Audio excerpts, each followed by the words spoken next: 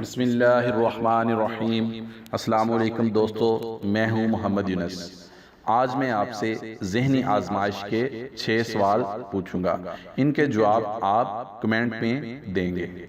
सवाल नंबर 1, 2 जमा 2 का हाफ क्या होगा?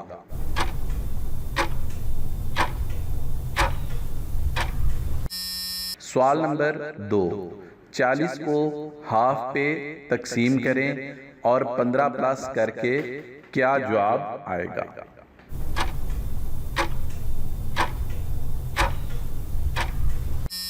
सवाल नंबर 3, एक बहरी जहाज में 26 भेड़ें और 10 बकरियां हैं, तो बताएं बहरी जहाज के कैप्टन की क्या उम्र होगी?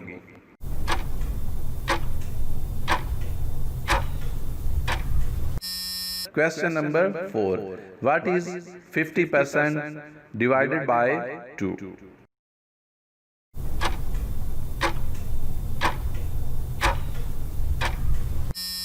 सवाल नंबर 5. आप 8 को 8 बार इस्तेमाल करके 1000 किस तरह बनाएंगे?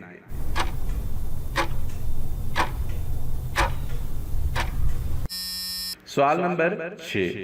किस मुल्क को अल्लामा इकबाल रहमतुल्लाह अलैह ने बहरे ज़ुल्मात कहा है?